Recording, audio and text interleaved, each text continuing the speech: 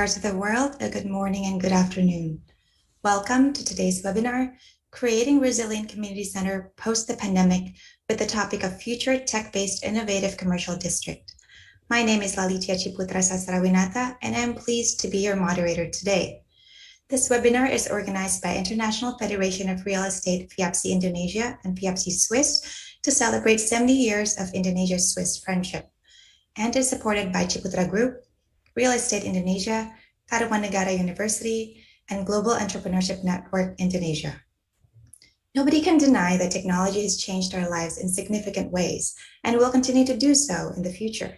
Advancements in technology are happening at rapid speeds, and it is only natural that technology is playing a huge part in shaping the real estate industry. During today's webinar, we will hear from two urban practitioners who will share their experiences in designing and developing tech-based districts. But before we begin, I would like to call on two leaders in FIABCI to deliver their opening remarks. First, we will hear from Mr. Budiarsa Sastrawinata, Managing Director of Ciputra Group and President of FIABCI Indonesia. Ciputra Group is one of the leading real estate development companies in Indonesia, with over 100 projects spanning domestically as well as abroad in China, Vietnam, and Cambodia. Our second and opening remark will come from Mr. Thomas Henle as Chapter President of FIABCI Suisse. Mr. Budiarsa, the floor is yours.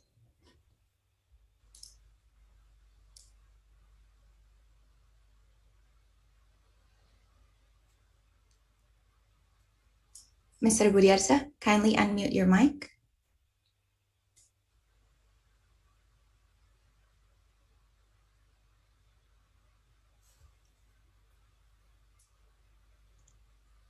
Excellency Dr. Muliaman Hadad, Indonesian Ambassador to Switzerland and Lichtenstein, Mr. Thomas Henle, President of FIABCI Suisse, distinguished panelists and participants of the seminar. Good afternoon, good evening, and greetings to you all.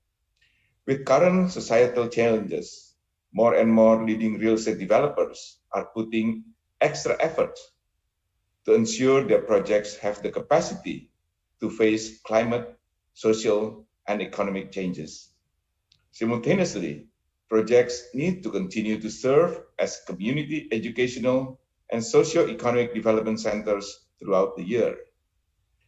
Such duality of being prepared for any emergencies, as well as being relevant and active throughout the year, is of great importance to ensure the people who are residing in those housing projects can increase its organizational capacity to create positive changes. Many real estate developers are now building their projects with man-made lakes, vast green spaces, and a myriad of multifunctional spaces for public activities. It is a step towards the future for a quality urban dynamic where people can come together to work, live, and relax. It is a city within a city, exquisitely designed as a living place for dynamic, vibrant, and evolving individuals, combining residential with commercial spaces for businesses, retail shops, leisure activities, and public infrastructure, has become the trend for future signature housing developments around the world. Many incorporate a transit-oriented development concept with proximity to public transportation network, such as commuter train, toll roads, or even airports. Today's office design has also adapted to current trends to be both functional and environmentally conscious. The concept of co-living space is now becoming popular among millennials who wish to reside and work in one place as a community.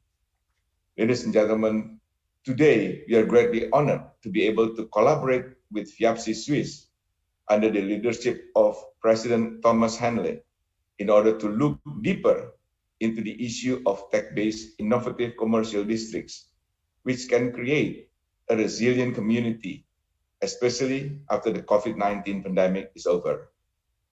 And lastly, on behalf of FIABCI Indonesia, I would like to express my utmost gratitude to His Excellency Dr. Muliaman Hadad, our Ambassador to Switzerland and Liechtenstein, for his continuing support. So without further delay, let me turn over to the moderator for the next activity. Thank you. Thank you, Mr. Budiarsa, for your opening remarks. And now we would like to hear from Mr. Thomas. Mr. Thomas, please.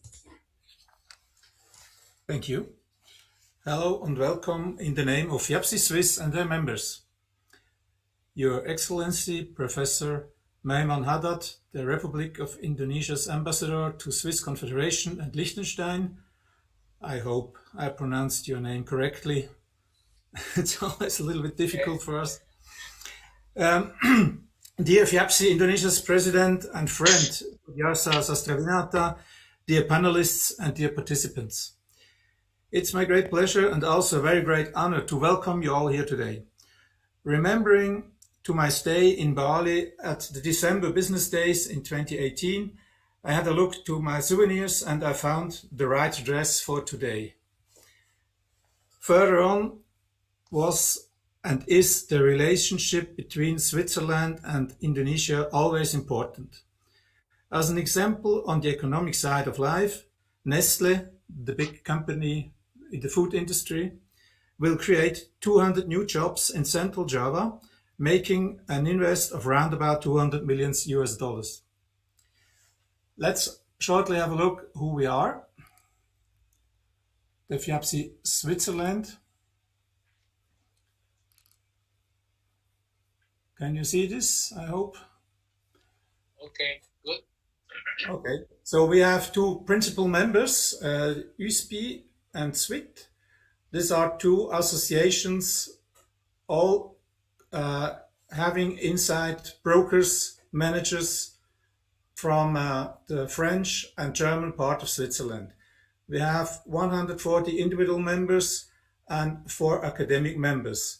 This is just to give an idea how big the FIABCI in Switzerland is.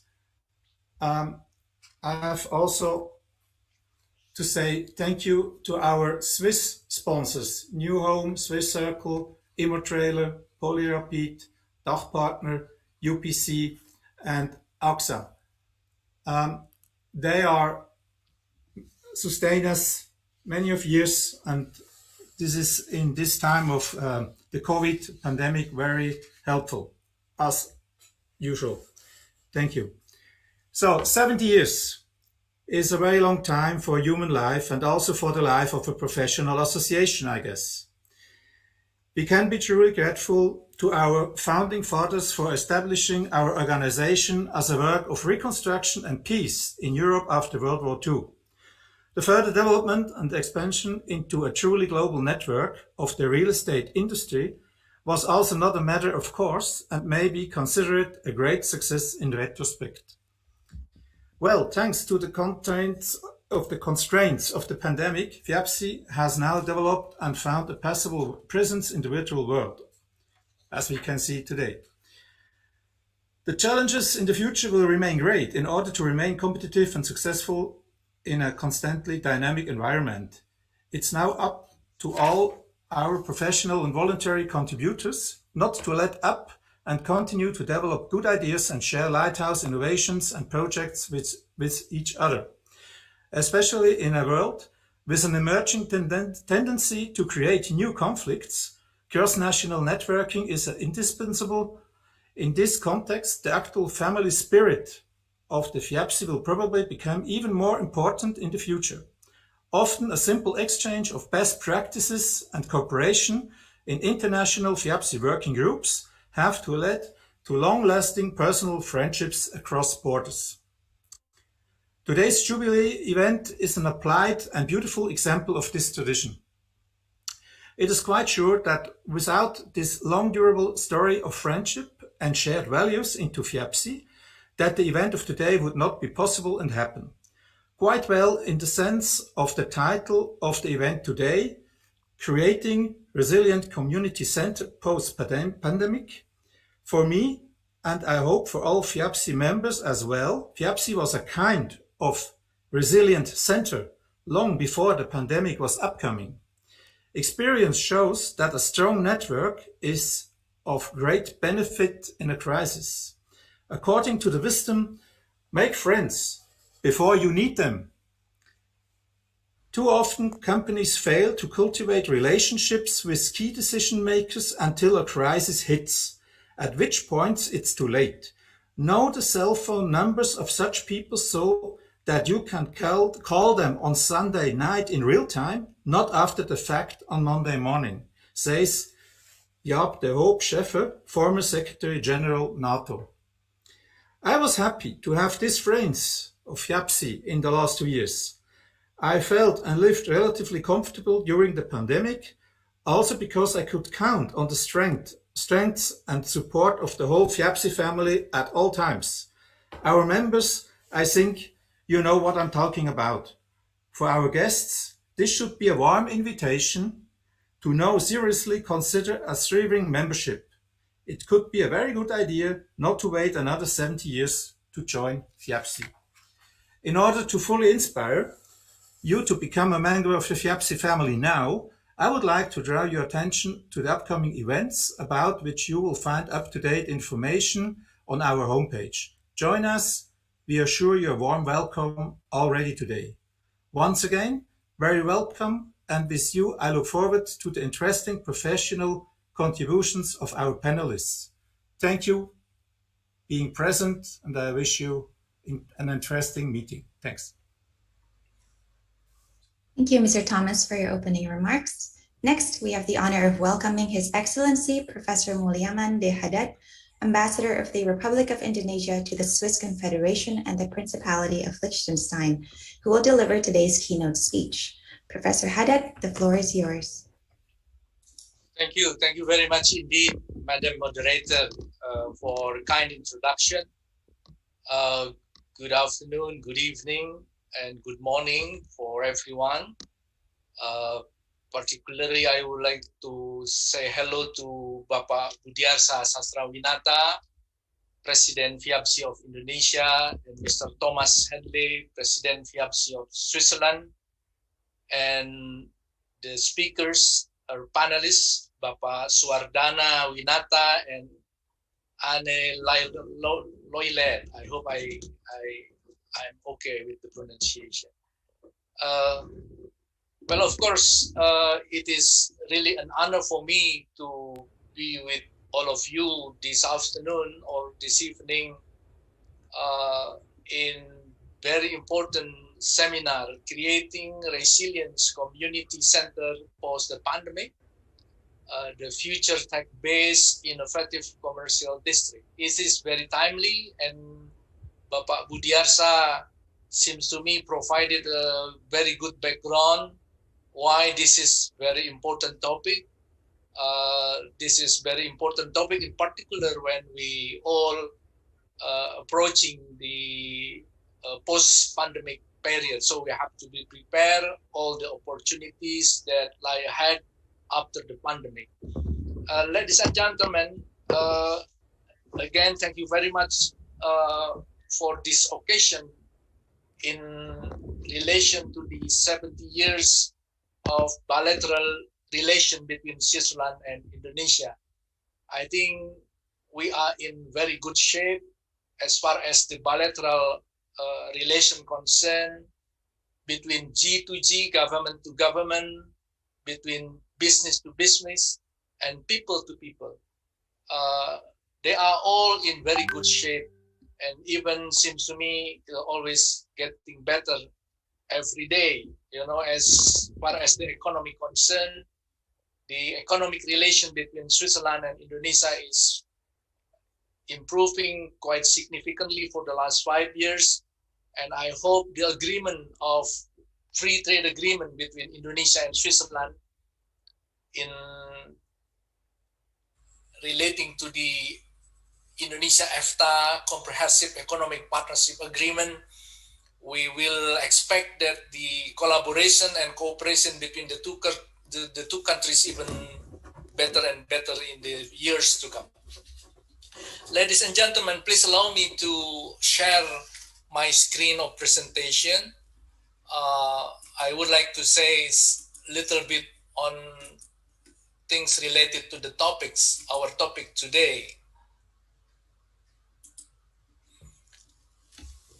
I would like to share some points related to our topics today, creating innovative industrial or commercial parks, or district or area. Well, it's sometimes it's become overlapping between innovation park. Sometimes we call it industrial park, or sometimes we call it science park, but for the purpose of our discussion, I try to combine this, and I try to call it the innovative industrial or commercial park, meaning that it could be industrial or commercial, it could be community, but for sure it is innovation-based park that we talk about. As mentioned by Pak Budiarsa, is becoming a trend, in particular for millennials. It is about the innovative industrial park. Let me start by a simple, let's say this is a kind of definition, but it's not exhaustive definition. I try to define this for the purpose of our discussion. Innovative industrial park is tool can create conditions for the development of innovative business. I think it is in line with the importance of the technology in this particular case, creating condition for the development of innovative business. And then type of infrastructure that usually available in a particular district or area, not limited, but include laboratories, individual offices, open space offices, conference room, business meeting facilities, business incubators. This is becoming very important part of the district or the area recently.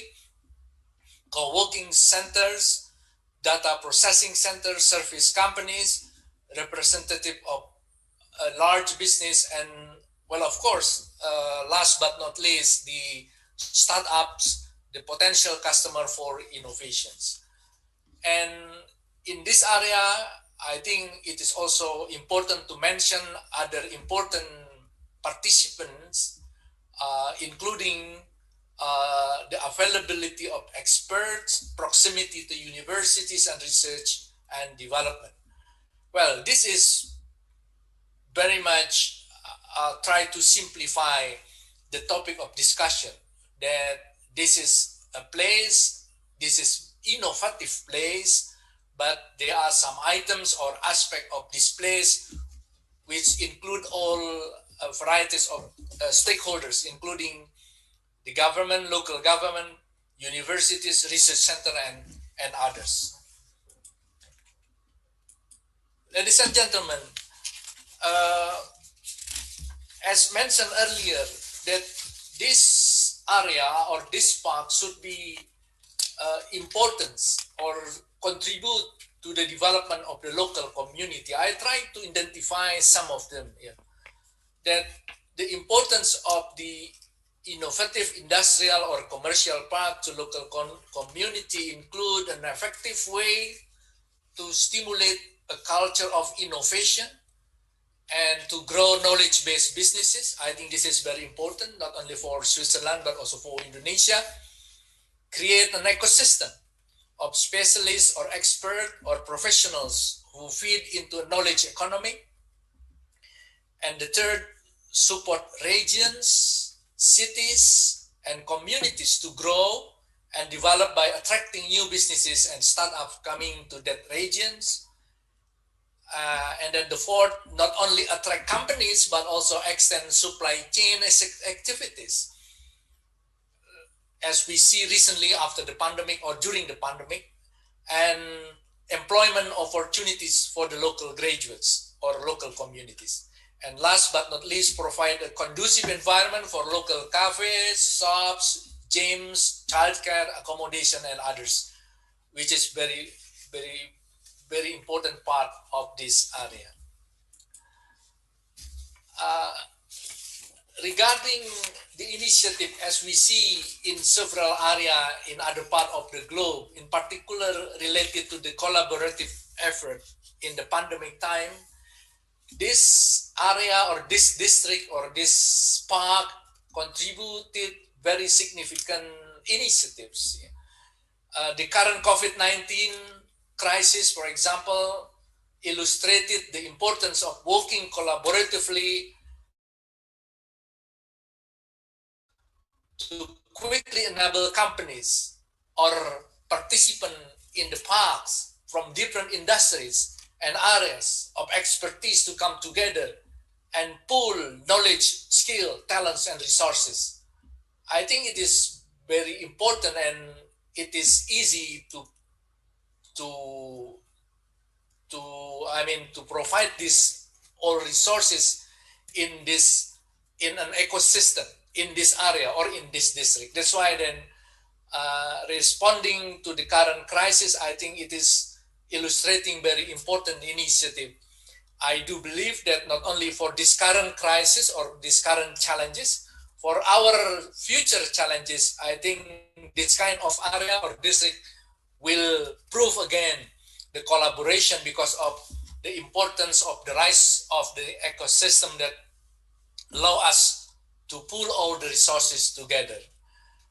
And then the second collaborative effort that we see, and it is possible because of these companies work together with other part, as I mentioned earlier, include universities and other part of the society, including, of course, the government, the central government, and the local government.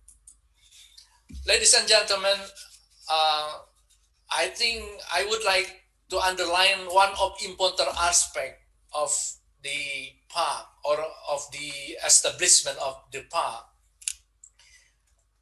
In developing or in emerging economies, the connection between industry and commerce has been a missing link, it seems to me. Yeah, I think it is still our homework together how all of us be able to, to bring this connection between universities and industry, and of course later this connection will bring also opportunity for the SMEs and the startup. The connection between the universities and the industry will provide a clear road to send knowledge and technology to the world for the benefit of communities and investors. I think it is very straightforward. Any brilliant ideas coming from university will have impact, with a clear road and clear agenda or clear connection. And the third, this connection will become a kind of gateways for SMEs or startup dealing with the outside world, including with the universities and the industry. And because of this very important and significant impact to the community, to the SMEs, to the startups, then we expect that this kind of initiative or innovative path should be part of government strategy in boosting the economy to recover in the post-pandemic stage. I hope you all agree this is very important initiatives, bringing together all resources into a single an ecosystem area based on technology or innovation. I think we do agree it become a very important part in boosting the local economy and national economy as a whole. So that's why then we expect that this will be part of our future initiative in empowering or boosting our economy after the pandemic. Ladies and gentlemen, before I close my speech, I think I would like you to provide an example. This is because I'm in Switzerland. I think I would like to give you an example, an initiative related with our topic, which is, we call it Swiss Innovation Park. Swiss Innovation Park is part of effort in reinforcing Switzerland's leading position as the a location for innovation and maintaining the country competitiveness. I think it is very straightforward, you know, and this effort indicating how high Swiss commitment to utilize all the resources available in the country, in particular related to the innovation and competitiveness. We know that for years, Switzerland has been the most innovative country in the world, at least for the last 10 years on the Global Innovation Index. I think it reflecting how potential Switzerland as an example, because, you know, innovation activity is almost everywhere, in particular amongst the SMEs, you know. The Swiss Innovation Park, they have 5 sites in Basel, in Biel, Lausanne, Zurich, and Aargau, and going to be in Ticino in the very near future. So this is very important part of the initiative conducted by Swiss Swiss companies, you know. Well, I do believe there are still a lot more Swiss initiatives. Perhaps our panelists later on will also providing additional initiatives related to this innovation park in Switzerland. Just to mention several objectives of this park, I mentioned about 6 objectives. Research and development collaboration between private companies, Swiss universities, and other research partners, generate domestic and foreign research and development investment, localize domestic and foreign companies and research partners that will create jobs and develop new marketable products, services, and processes, create a platform to accelerate the development of research results into marketable solution. This is very important because a lot of research result in our universities, but not up to the point that it is marketable. You know, I think this is very good example what we see in Switzerland. Create attractive condition for research group, startup as catalyst for localization of established companies. And the last one is secure attractiveness of competitiveness. So ladies and gentlemen, we see what has been going on in Switzerland as part of Switzerland initiative, maintaining its competitiveness and innovation. So I do believe there will be a lot of lessons learned, which very much perhaps we can take lesson from Switzerland experience. Ladies and gentlemen, what kind of arrangement that we can see from the Switzerland? I think this is an example, a kind of existing arrangement between public-private partnership in Switzerland in regarding the establishment of the innovative park in Switzerland. You know, there are federal government, there are local government, that we call it canton, and also there are other part of the participant in the public-private partnership. Federal government provide funding instruments for research and innovation that can be used for activities in the innovation park. And then federal government also provide guarantee that can be utilized for the host of the park to, let's say, have a bank loan or other fundings. And then federal government allow, you know, its own land can be leased with construction right. And then not only federal government, but also canton or local government also participated in these activities, which is network location and site hosts are also funded by the site cantons and private investors in the public-private partnership. And then network location and sites generate income from renting out premises and from service provision. Well, this is a good example, it seems to me. I think we can see this whether it is applicable in our case in Indonesia. That's why then perhaps it is one of the important topic to be discussed further, because again, providing important or establishment of the park or innovative park seems to me it should be based on a collaborative effort, between public-private partnership. Ladies and gentlemen, I think I come to the end of my presentation. This is a kind of additional info that Switzerland is always #1 for the last 10 years as far as the innovation concerned. This is innovation park, near Basel. It's very beautiful location, not only for the communities but also for companies, because it is very integrated effort, an ecosystem based, support by very good technology. This is Switzerland Innovation near Zurich.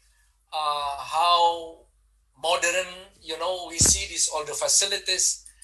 And of course, in Switzerland, there are regular innovation forum funded not only by cantons or local government, but also involving federal institutions like SECO, SERI, or InnoSwiss. There's a lot of related government agency involved in this particular innovation forum that held regularly. Again, thank you very much for your attention. I hope this is a kind of background for our discussion.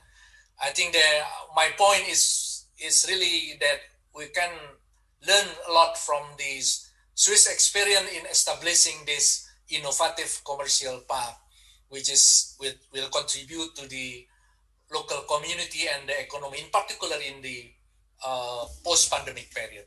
Thank you, Madam Moderator. Thank you, Professor Hadad, for your time today, and thank you for sharing with us about Swiss Innovation Parks.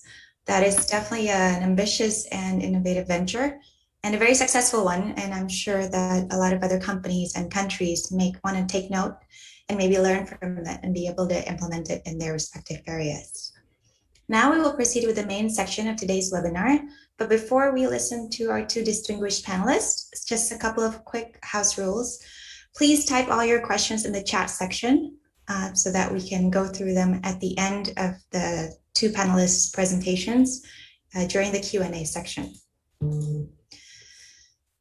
Without further ado, please welcome Mrs. Anne-Marie Loiellet, CEO of PCM Operateur Urban SA of Geneva, Switzerland. Hello, Salamat Malam. Good afternoon, Your Excellence, ladies and gentlemen, bonjour à tous. I am very honored to speak on the occasion of the celebration to 70 years of friendship FIABCI between Switzerland and Indonesia.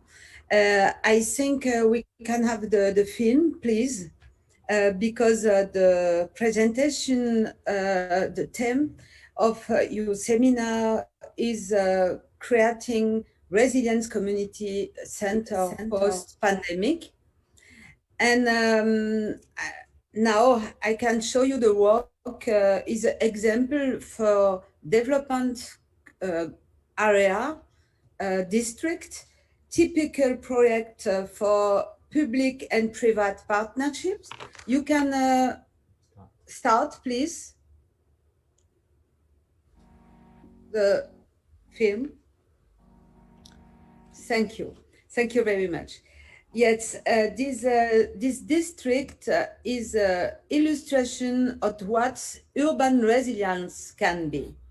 Or you can see turning a polluted industrial waterland close to an oil storage site, the airport and freeway, into an exemplary district in terms of social mix, which a ratio of 3,000 inhabitants, 3,000 jobs, creating 2-hectare parks with a leisure center, 7,080 hotel rooms, clinic, student university residence, a startup, co-working place, school, restaurant, shop, etc.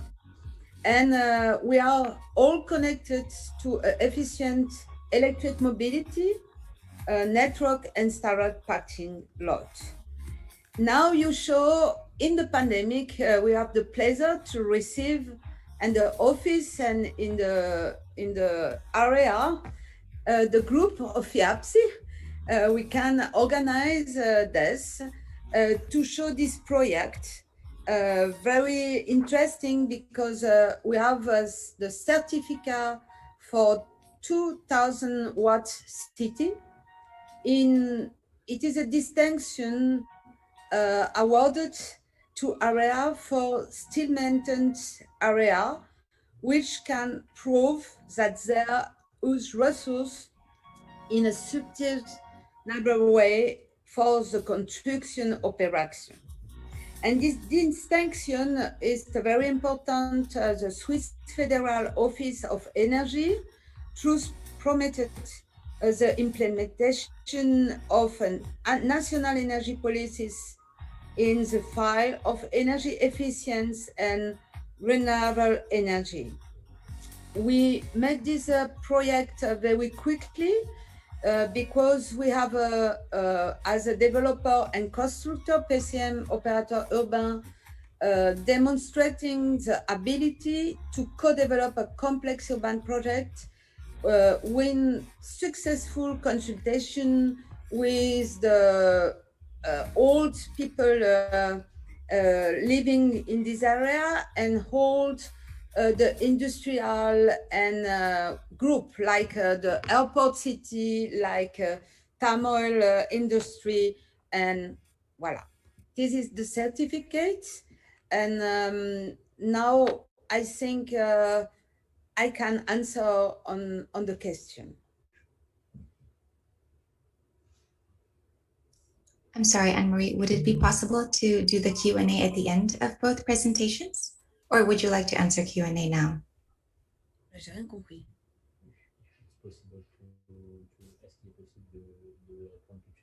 Yes, it's what you like. Okay, if possible, then maybe we can proceed with the next panelist first, and then we'll have a combined Q&A session at the end. Yes. Thank you. Thank you. Next, we will hear from Mr. Suwardana Winata, Senior Architect and Faculty Member at Tarumanagara University, Jakarta, Indonesia. Bapak Suwardana, silakan.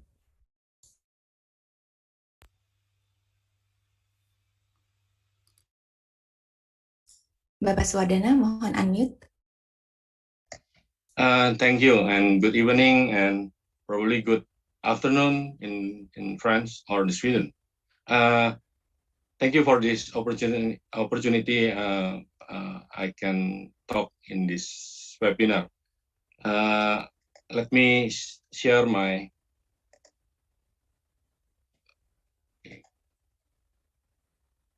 Probably.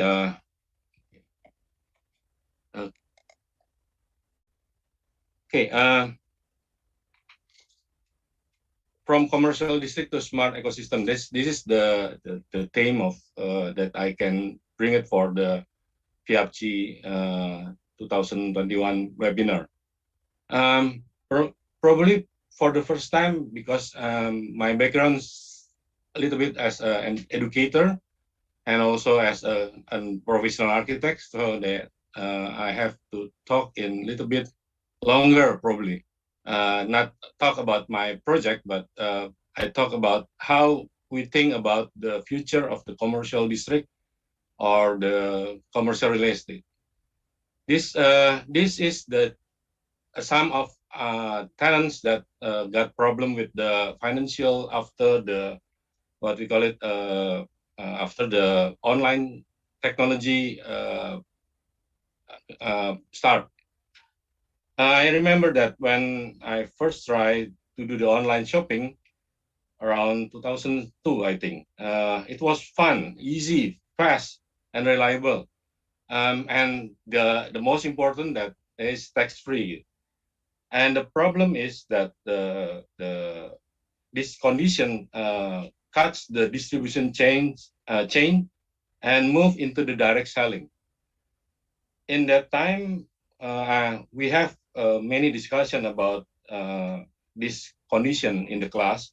And then I talk about that probably online shopping will be consume and give an effect to the architecture. Before pandemic, some commercial districts already have under threat because the online shopping. Many offline shoppers are moving out to the online.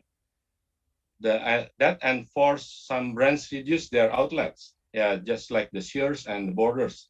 I remember that Borders is the biggest, Sears is the biggest retails, and then also the Borders is also the biggest bookstore in the U.S. Now they are all they are perished now, including the big Kmart. Just I remember, and then in the pandemic, the shopping center and the commercial district got a little bit, not little bit, but got very big problem with the visitors because some of our works going to the work from home. That's the biggest. That's another problem for that's put pressures in the CRE and commercial district. Some of the company try to what we call it move from the offline system to online system, and then they enforce it because we still need the business, but the problem is we cannot meet physically. That's why we have to do some of with the online system. But we can see that we have a unique system. Human have a unique adaptation for our life. Let's think about this one. Why people go to the mall? I think we all know about this one. Leisure, recreation, enjoyment, pleasure, exhibition, narcissistic, and then also transaction. But the other things, because of the millennials and the Generation Z, the future after the millennials generations, they now do some information exchange in the malls. So that's the provide another things that we have to think about that. And then in the 2018, the mall survey from the International Council of Shopping Center, they said that CRE and the CD developer must understand that their tenant, users, and customers are very sensitive in many levels. Understanding the behavior of the customer is important. The user and also the user and the tenant. Neglection about their necessities and needs put the CRE or commercial district or commercial real estate will be left by the tenant. That's another problems that we the CRE and CD. If we see these two pictures, two photographs that's taken. One is the 1960. It's a black and white, and then on the bottom is the latest one, the Gen Z, the millennials. We call it as millennial or Gen Z, Generation Z. Both of them have different things. The generations on the black and white pictures, a shopping center is a symbol of prosperity, because in that time everything is going to the malls, and shopping are as a culture of consumerism. People buy things in the shopping center because of the economic statement. That's the different from today. Shopping is physical experience and socializing. That's another things. But today, with the Generation Z, it will the same or not? I think it will be different.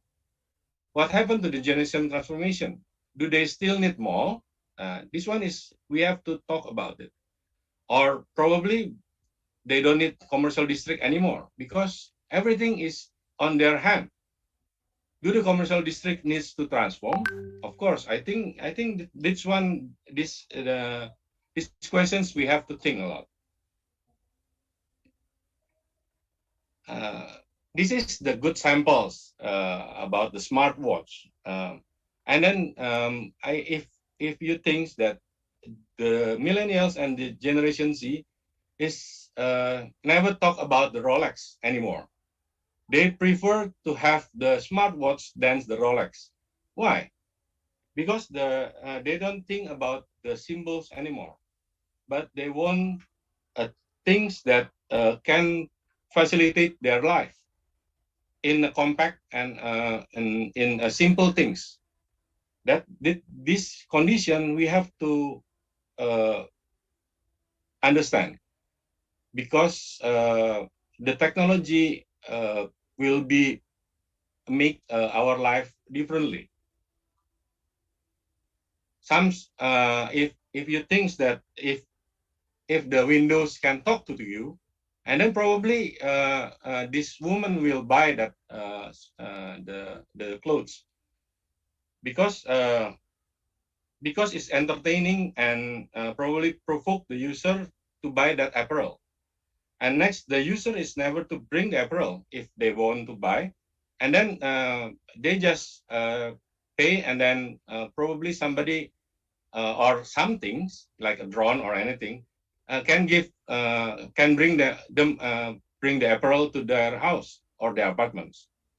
And then the other things that if we see the trends in some China or the Japan, in most of Asia, the robotics are now in common, because if you think about that, people now want to play with them, and then some people think that this robot can be their assistants. In Japan, some robots now is part of their life. If we talk about the overview in commercial estate, global CRE deal volume declined 36% year on year to 316 billion in 2020 due to the economic stagnation and uncertain pricing environment. This research doing by Deloitte reflects the condition of CRE or commercial district or commercial real estate, that the cost is not only by online, but worsened by the pandemics. In some way, the pandemic accelerated the online system implementation faster than ever, because some firms, whether want it or not, must shift their system into online. The pandemic also changes the human habits to live. Living and working have been blurred since pandemic. We know that we have to do some things we call it as work from home. And then some of people school from home. Indonesia, we have to do that a lot. So that's the differentiating between living and working or living with schooling is very blurred now for today peoples. Along with the evolving financial landscape, the pandemic has resulted the tectonic shift.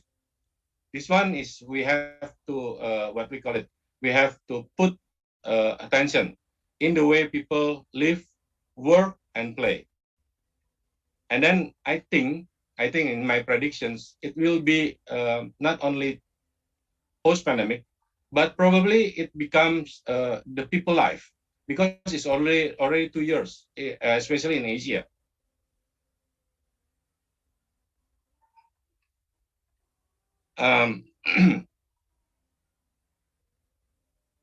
More than 35 companies acknowledge that they are capturing Internet of Things, IoT and sensor data. I think this is important because IoT or the Internet of Things will help a lot of our tenant and also the developer to understand how the people thinks, how the behavior of your tenant, and then we can understand preference and provide a more customized experience. That's important for if we can manage the big data from the Internet of Things. Digital transformation and tenant experience are business imperative. I think today we have to understand about that. The important keyword is interconnection, interactive, media, ambience, and entertainment. We have to put the line with this word because the millennials and the Generation Z never think like us. They are native digitals and they think in digital way. So sometimes we have to understand that some in the Asia, especially Asian people, will do with the technology a lot, and then some developers must understand that they can what we call it they can play or they just make it as a what we call it a steel building or steel structure, but they have to put something that make that structure of or CRE or CD alive.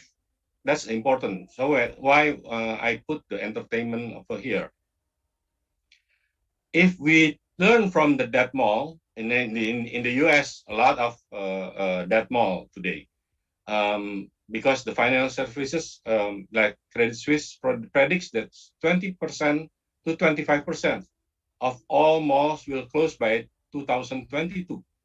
This one is in the US. I saw it. That some of mall is dying, and then they left by the tenant, not because of the online.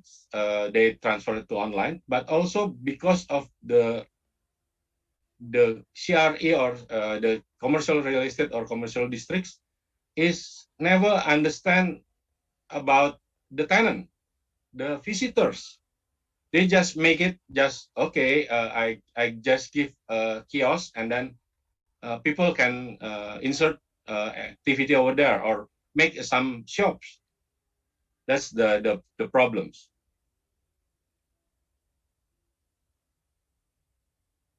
This is the charts that I compiled from the many sources.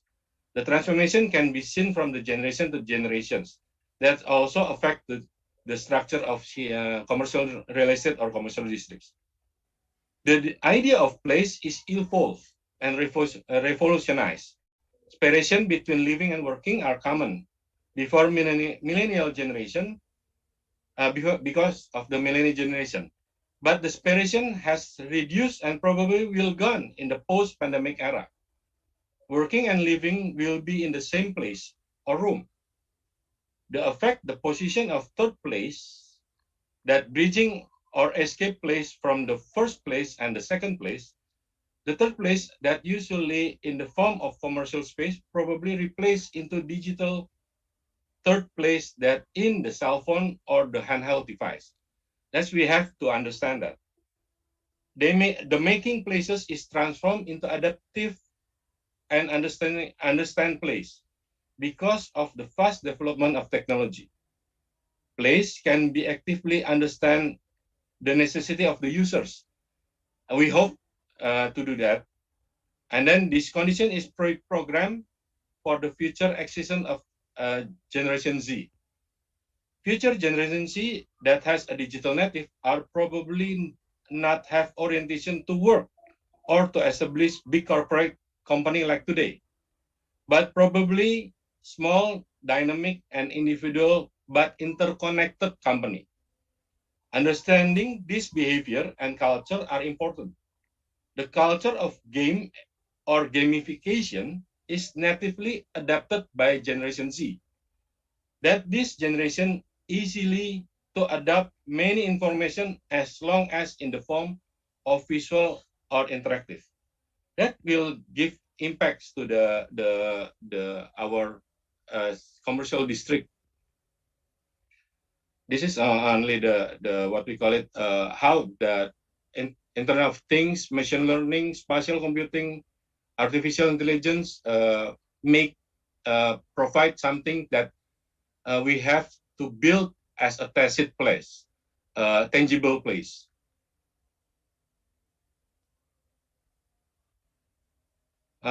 Design approach and this one, it is important of CRE/LCD to build system either tacit, tangible, or intangible that develop based on behavior sensing and individual experience to promote an engagement level, and again with helping of AI, machine learning, and IoT.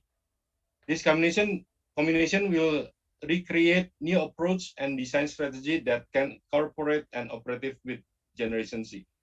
This is some strategy that I think we have to explore it.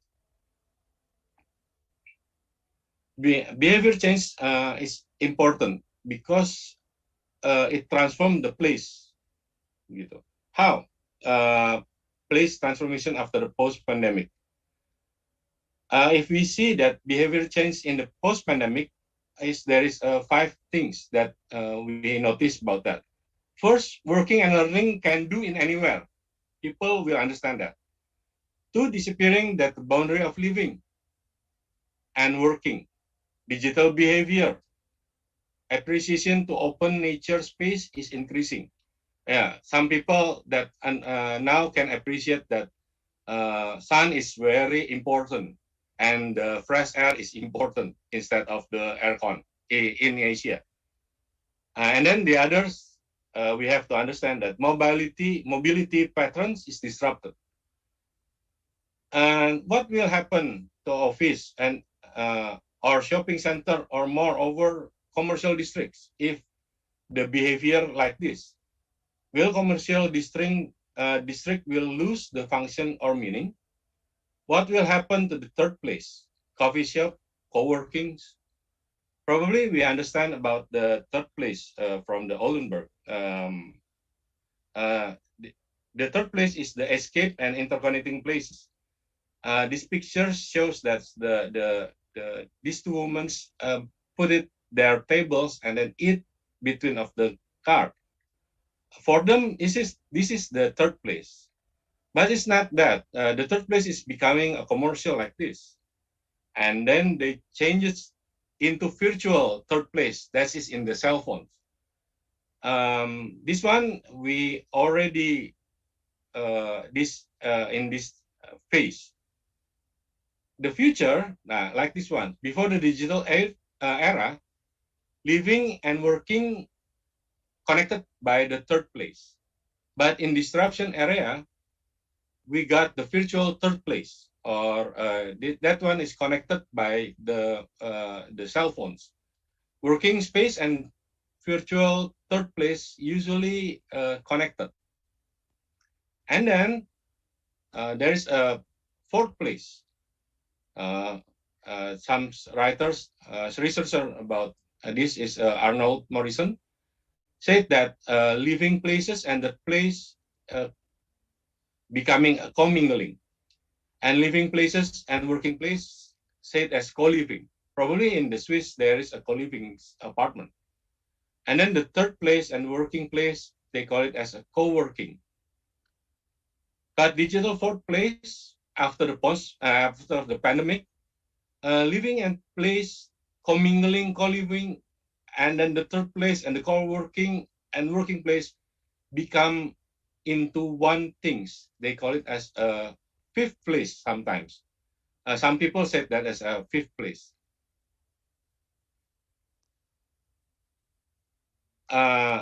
This one is that we have to think about that, because the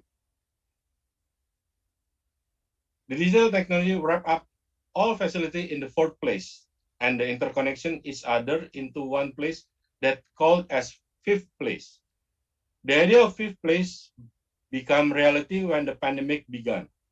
People are enforced to stay at home for a long time.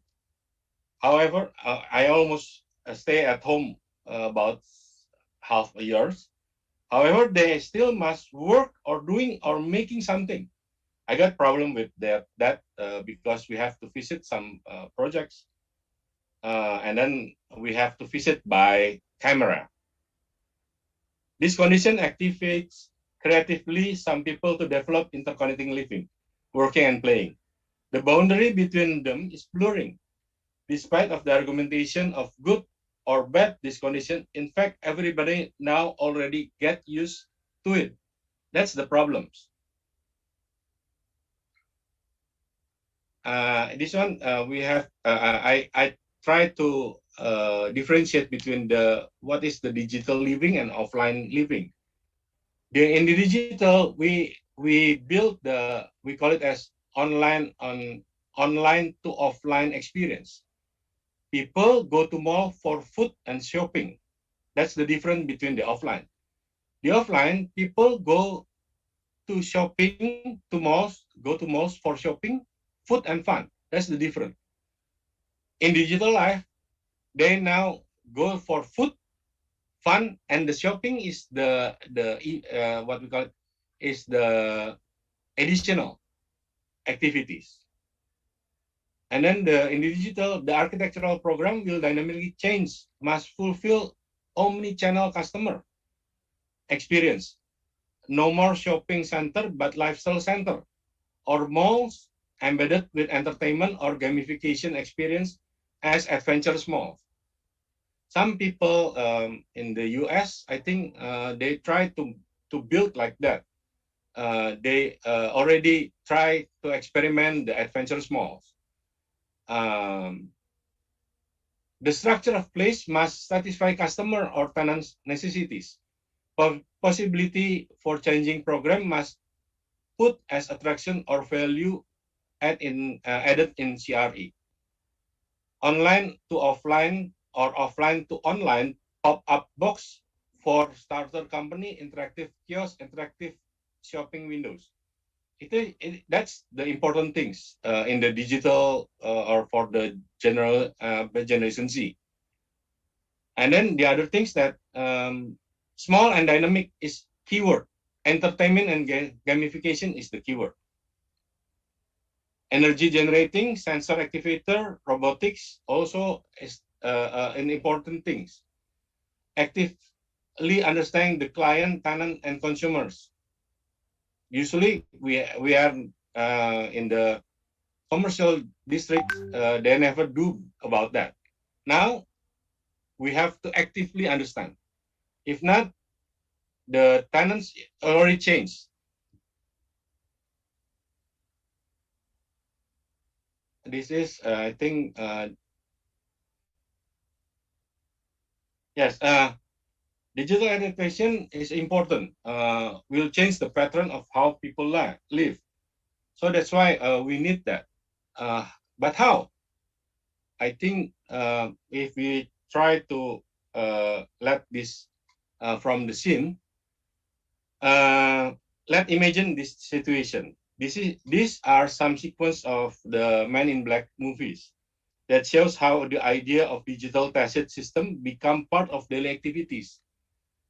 When she come to the place, the AI greets her and gives some suggestion that probably she forgets or most to do in that area.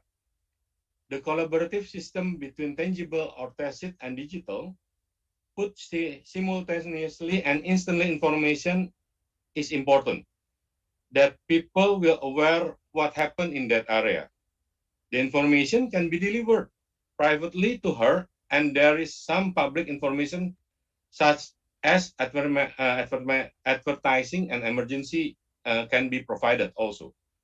The differentiation of information is important because people do not overcrowded by information. Interactive is one important aspect so that people acquire the situation easily, instantly, and simultaneously. Experience is also important. the game culture for the general Gen Z and millennials is in fact influenced a lot to the latest generation and probably will scale up to the future of daily activities. So that's why we need some things that this one, the sensors is become a part of our life. Everything now from your car, from your home, from your cell phone, everything needs sensors.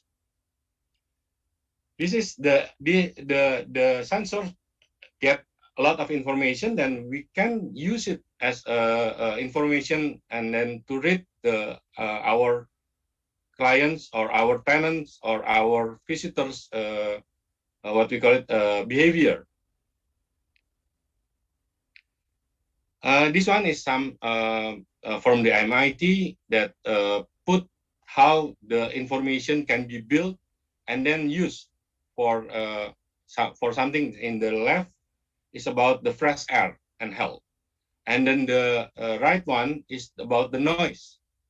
So we can understand that the noise can be affect how people choose their working place or house or system or anything.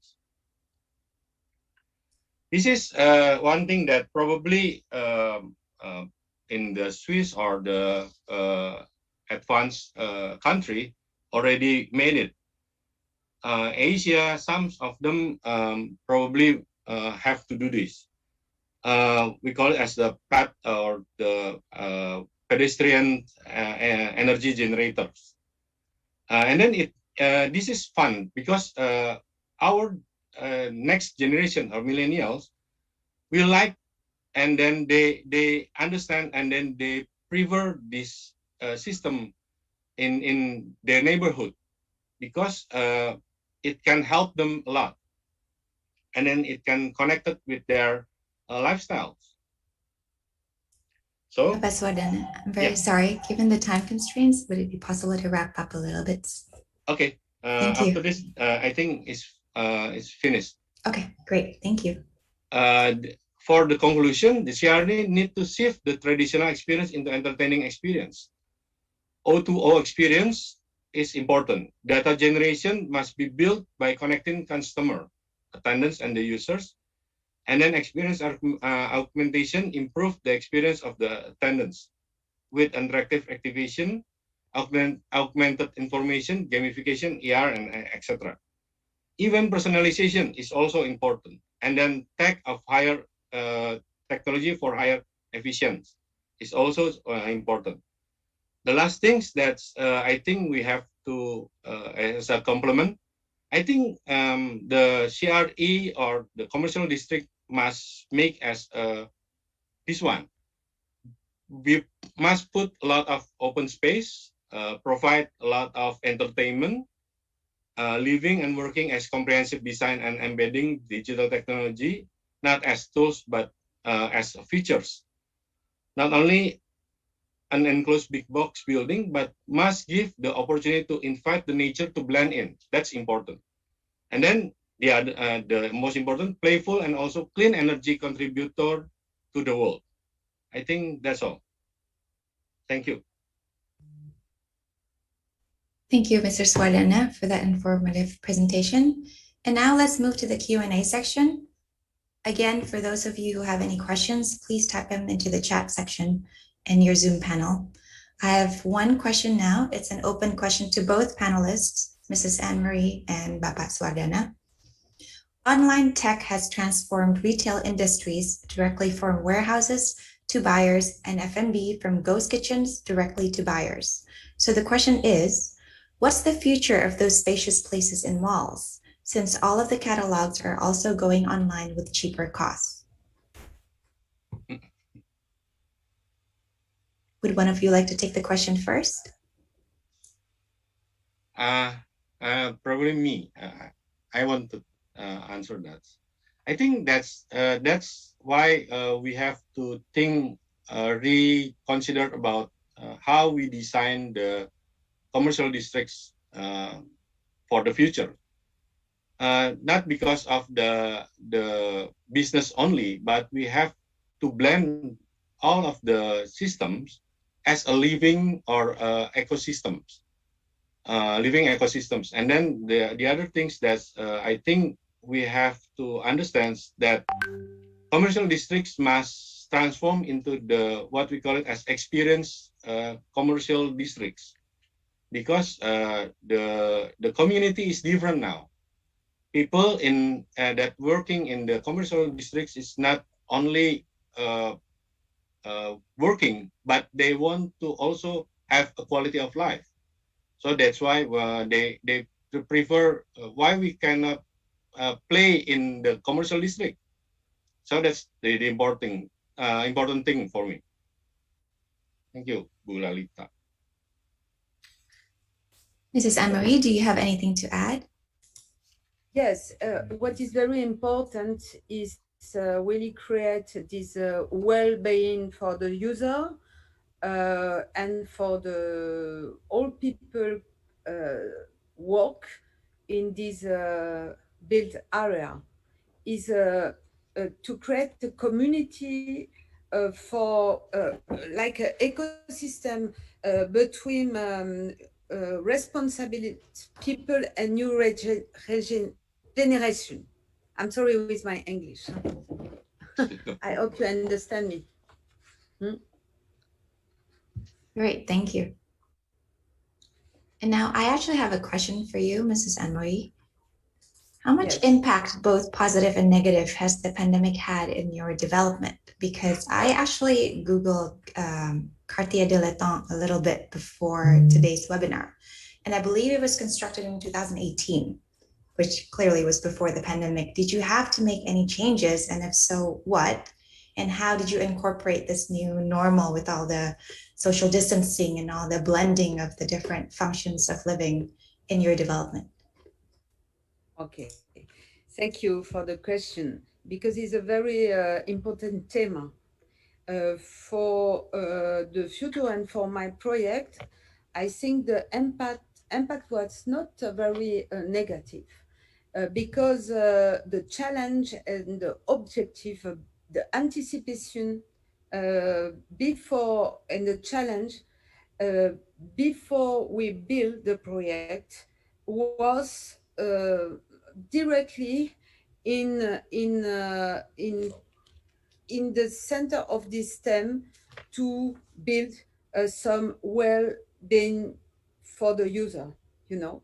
And I think this theme of the pandemic has accelerated this effect. Yes. And reinforced concept and objective for that we had really already integrate in the start of the project.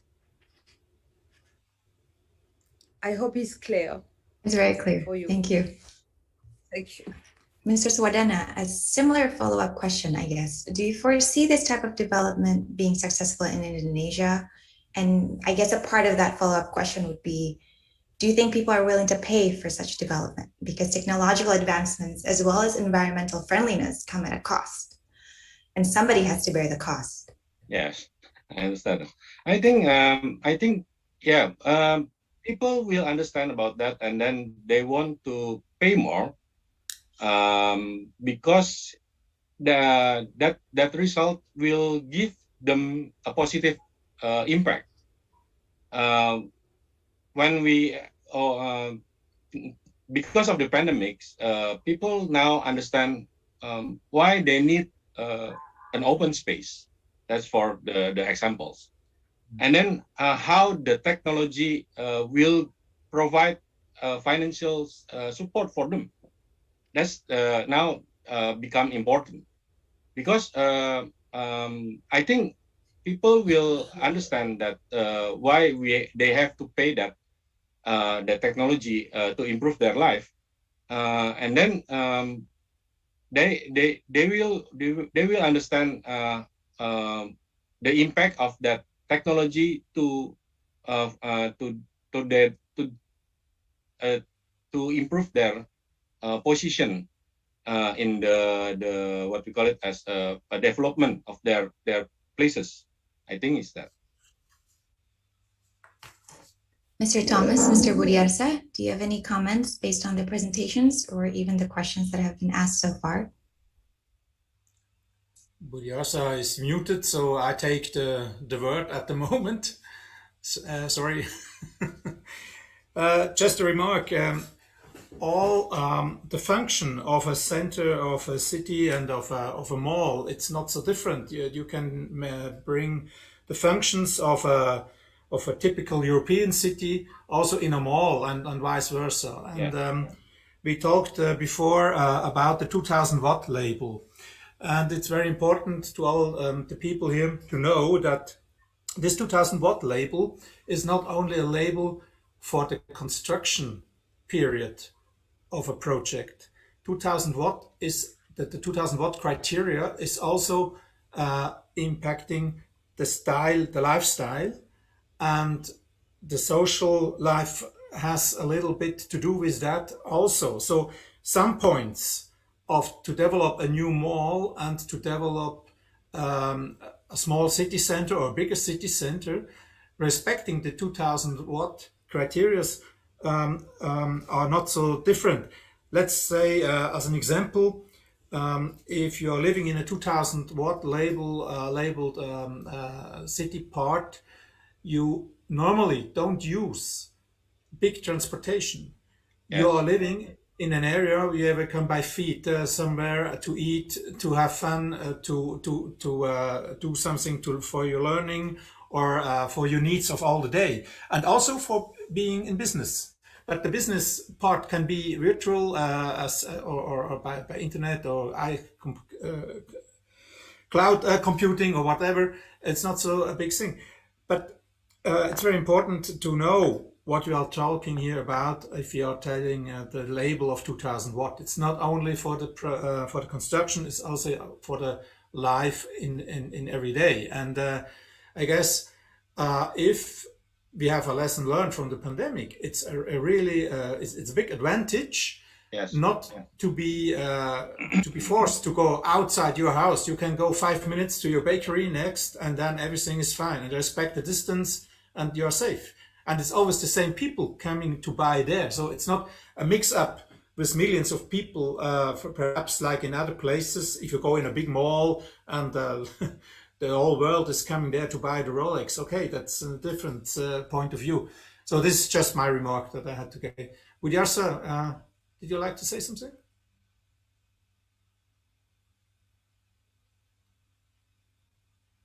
No. You're muted anyway.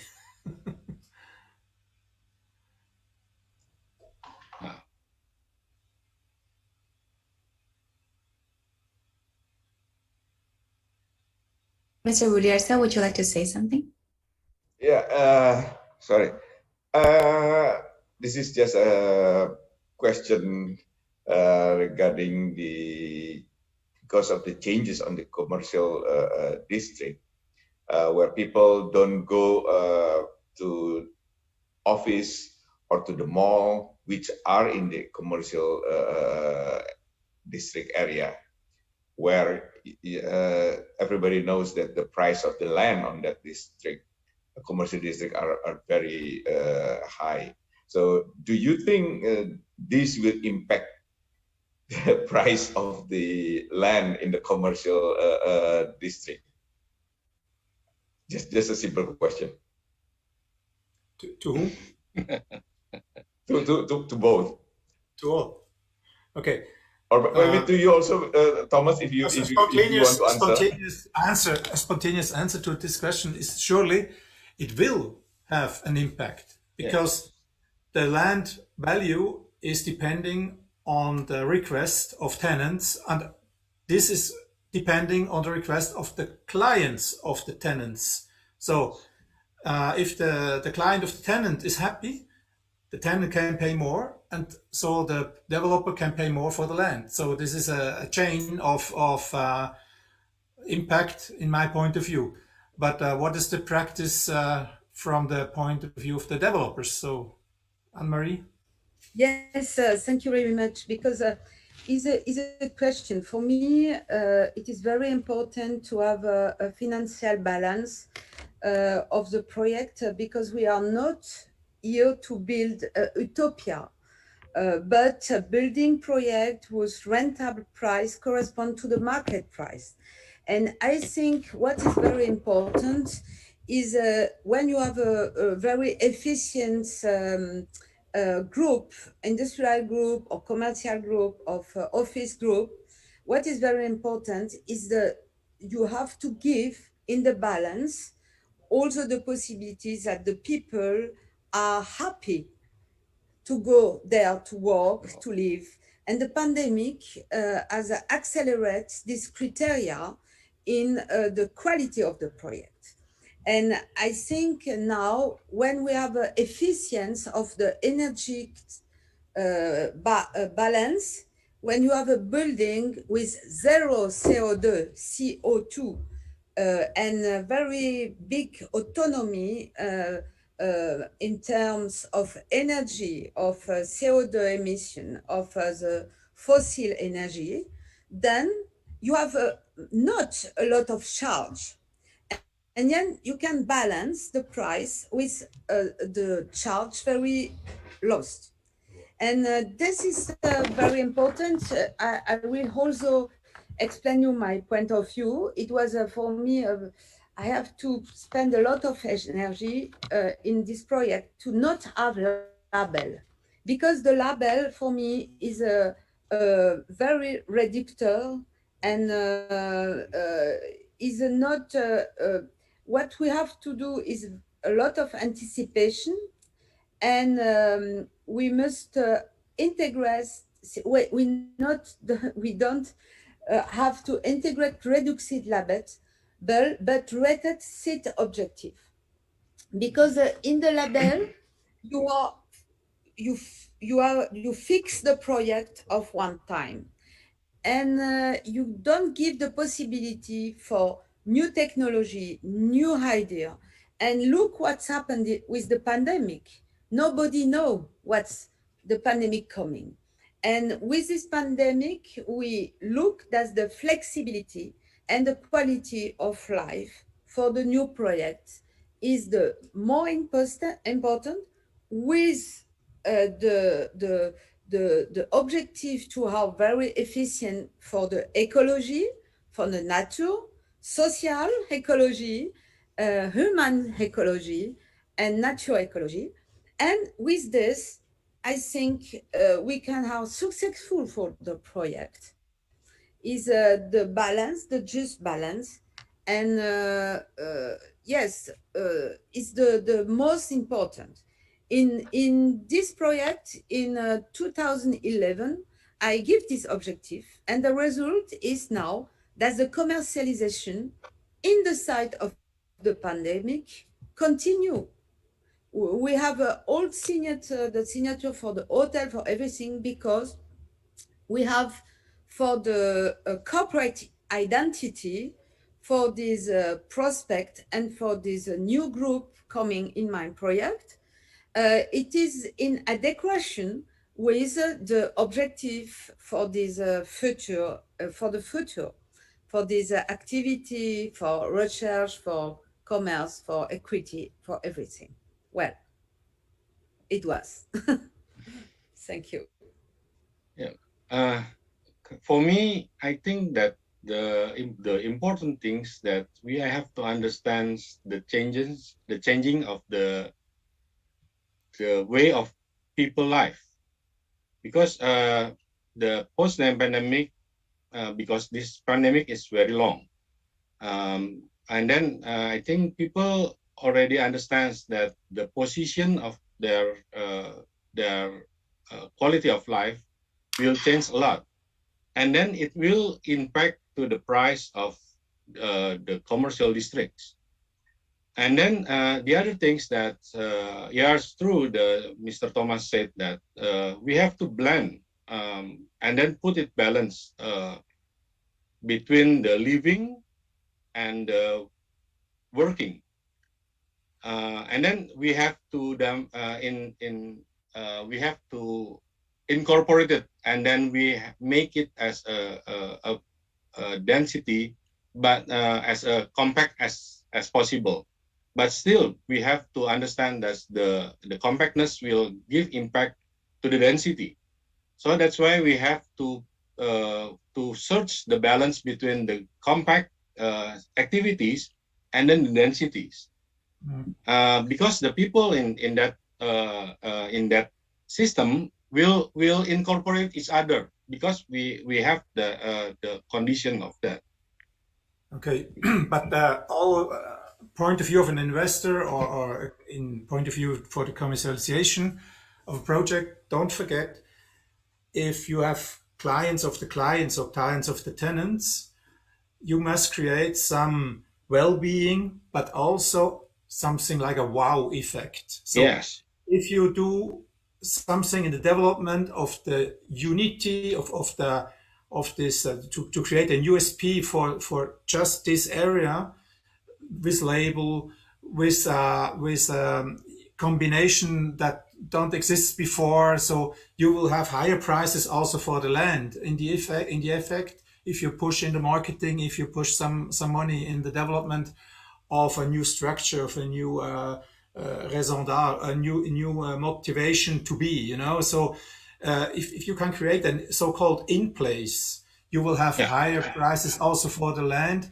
If you are only doing the density, and like you can copy paste it to every town everywhere in the world. So you must create something unique, like Dubai did it with the center of Dubai, and you must, as a project developer, you must check out where are the unique points to make a successful development. And this was in the past, and it will be also in the future, I'm sure. Budiarsa, what do you say to this? I think it's very important to look into the more detail of the change of the lifestyle, because I think the stage of the development is different from city to cities and from country to countries. So I think that is something that you really need to focus on before you really make the changes universally. No, I think there is no universal, because everything must be unique. I think the culture of the people in some area will affect to how the commercial district will develop. Because so for the examples, China thinks that the density is important, but I think in Indonesia we cannot say that the density is important, because if we put the density is too much, it will put the pressure to the what we call it the activity of the peoples, and that's different between the Europeans and the Americans and then the Asians peoples. Right. I hate to end this fun conversation, but we are running a little bit short on time, unfortunately. So if I can give a quick summary of today's webinar, I think from Anne-Marie's presentation, we can see a real proof of how space can be transformed to accommodate many different needs, and at the same time tackle this global warming problem by making energy savings and environmental friendliness a priority and still make it feasible and successful. Now, I know this is something that we in Ciputra Group, and I'm sure a lot of other corporations share this concern, and I know that we can probably learn from your development, Mrs. Anne-Marie. And Mr. Suwardana correctly shared the lifestyle and mindset changes that come about as a result of technological advancements. Nobody can shy away from technology. To be honest, let's take the example of my father. I think 2+ years ago, he wouldn't even dream about ordering things online in Indonesia's Amazon equivalent website. And now he buys everything from the small rubber pads of his eyeglasses to shampoo to body lotions. And he's obsessed with buying more to get more discounts. Yes. So digital transformation is definitely something we need to embrace, both as individuals as well as corporations. And this is now even more true during the pandemic, as we are forced to work, study, and live remotely. And this is definitely where architects, designers, and other practitioners can play a huge role in transforming existing places even to a digital fifth place, I think, to borrow your words, Pak Suwardana, earlier, in a new world post-pandemic. So with that, ladies and gentlemen, we have arrived at the end of today's informative and engaging webinar. I would like to thank Professor Hadad, Mr. Budiarsa, and Mr. Thomas for their time today. Thank you also to Mrs. Henle and Mr. Suwardana for their valuable insights. Thank you to our partners, FIABCI Indonesia, FIABCI Suisse, Real Estate Indonesia, Tarumanagara University, Ciputra Group, and Global Entrepreneurship Network Indonesia. And last but not least, thank you to all of you who have taken the time to attend this webinar, including our students and friends at Tarumanagara University. I hope you have taken away good inspirations and ideas that you can incorporate in both your studies and your future careers as well. I would like now to invite everybody to please turn on their cameras so that we can take a group photo to commemorate this occasion. If everybody can please turn on their cameras, and our operator can take a group photo.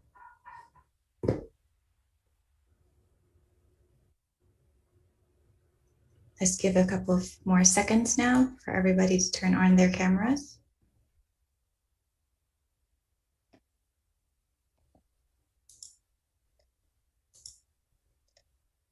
Pak Ivan, can you please help ensure that our operator is going to take the photo?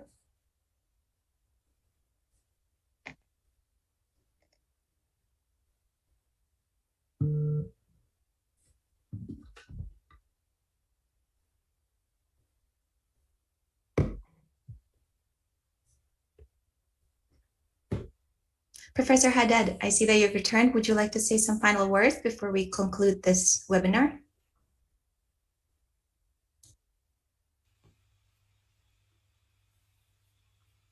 Well, thank you very much indeed on behalf of the embassies and our friends here in Switzerland. I think this is very useful and productive discussion. I do believe this is very important topic, in particular after the pandemic. Again, thank you very much. Well, there is still a long way to go. I think it is kind of challenges for all of us. Good luck for everyone. Terima kasih Pak Budiarsa, thank you Pak Thomas, dan thank you Bu Lalitya dan kawan-kawan di Ciputra. Thank you very much. Thank you. Thank you, everyone. Stay safe and have a good rest of your days. Thank you. Goodbye. Bye. Thank you. Stay healthy. Thank you. Thank you. Thank you.